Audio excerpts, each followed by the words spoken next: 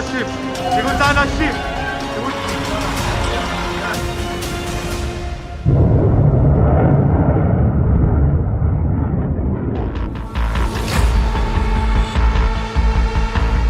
Israel Iran की जंग में आज की रात बहुत भारी है।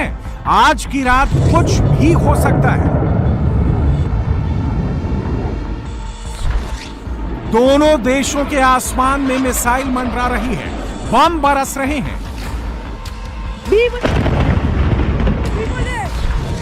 एयरफोर्स ईरान में मौत बनकर बरस रही है। इजरायल ने ईरान पर सबसे बड़ा अटैक लॉन्च कर दिया है।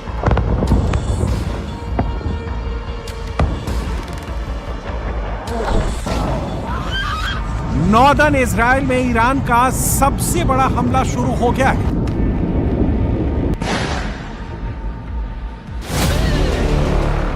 ईरान ने अपनी सबसे घातक मिसाइल निकाल ली।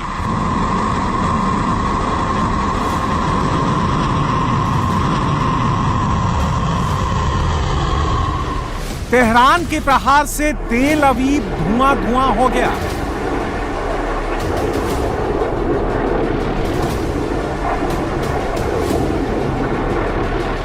रमत गन में स्टॉक एक्सचेंज की बिल्डिंग मलबा बन गई।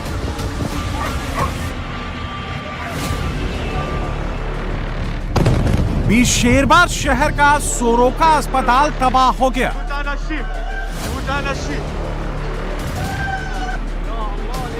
सेंट्रल इजरायल में पूरे दिन सायरन बजता रहा, धमाकों की आवाज गूंजती रही।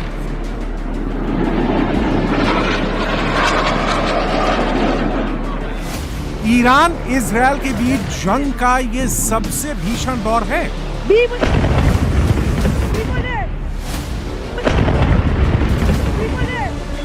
168 घंटे की जंग के दौरान इजरायल में आज सबसे बड़ी तबाही मची है। 7 दिन की जंग में पहली बार इजरायल पर हाइपरसोनिक मिसाइल का अटैक हुआ।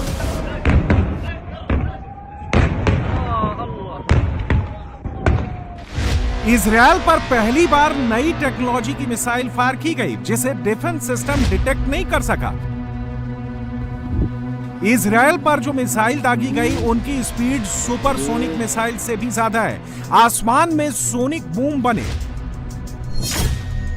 ईरान के खुर्रम शहर और सज्जिल जैसी घातक मिसाइल से इजरायल की इमारतों को निशाना बनाया गया। ईरान ने 30 से ज्यादा मिसाइल दागी, लेकिन आयरन डोम और एरो डिफेंस सिस्टम ज्यादातर मिसाइलों को डिटेक्ट नहीं कर सका और तबाही मच गई।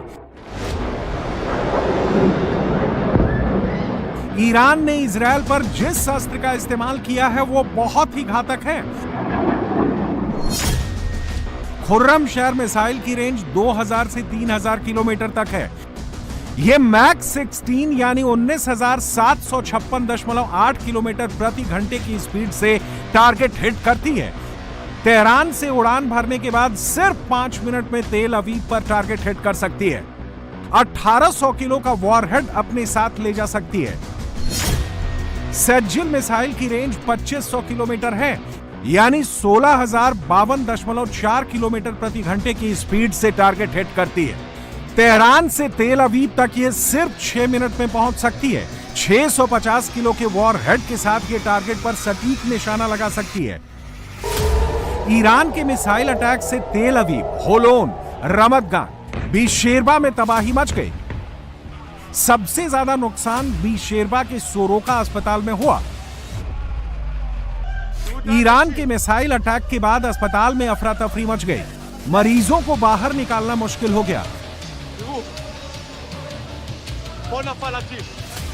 ईरान का दावा है कि इस अस्पताल के नीचे और आसपास इजरायल का मिसाइल डिपो था, जिसे टारगेट किया गया, लेकिन अस्पताल पर हमले के बाद इजरायल तिलमिला गया है। डिफेंस मिनिस्टर ने खामनेई का डेथ वारंट जारी कर दिया है। कह दिया है कि जंग की अंत की शुरुआत खामनेई की मौत से होगी।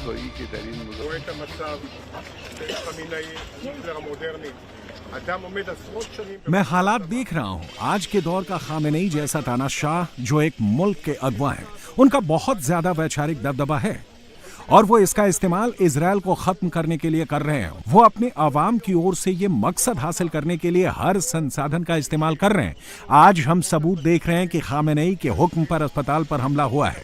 हमने इस जंग के लक्ष्य तय किए हैं। हमारा मकसद परमाणु हमले के खतरे को खत्म करना और मिसाइल के खतरे का सफाया करना है। इस दौरान इजरायल के रक्षा बलों को निर्देश दिया गया है कि वो इन लक्ष्यों को हासिल करें। इस शख्स को कतई जिंदा नहीं रहना चाहिए।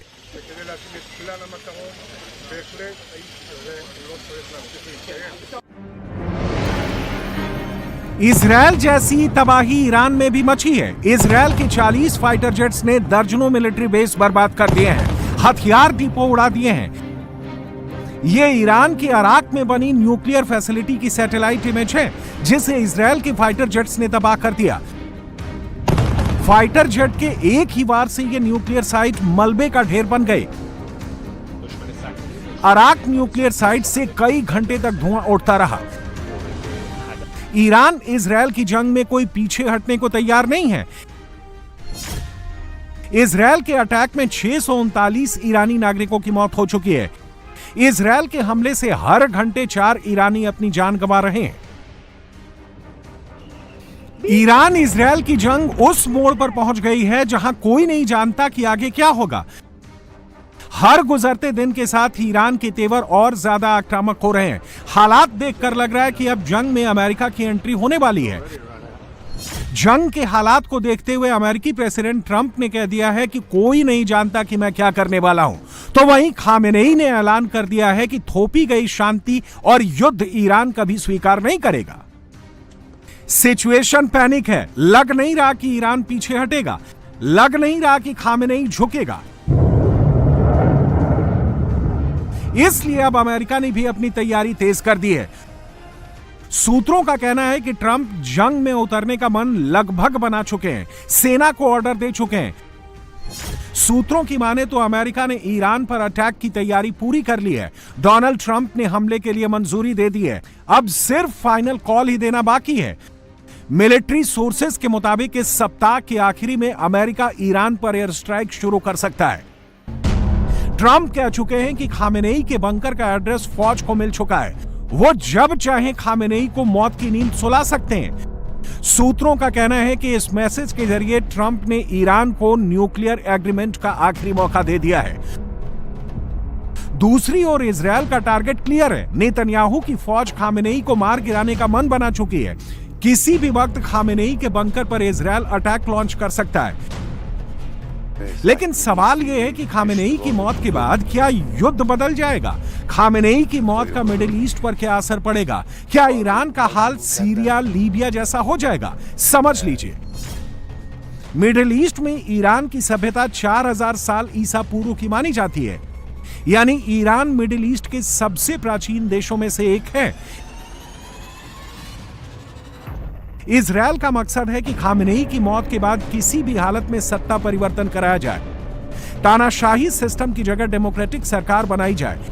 ऐसा प्रयोग मिडिल ईस्ट के देशों में किया जा चुका है, लेकिन ईरान के मामले में यह इतना आसान नहीं होगा। क्यों? समझ लीजिए, ईरान के लोगों में राष्ट्रवाद की भावना काफी मजबूत मानी जाती है।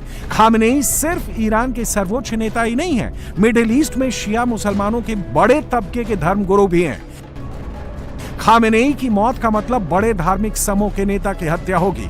इससे ईरान और मिडिल ईस्ट में अशांति फैल सकती है। मुसलमानों का बड़ा तबका अमेरिका और इजरायल के खिलाफ लामबंद हो सकता है।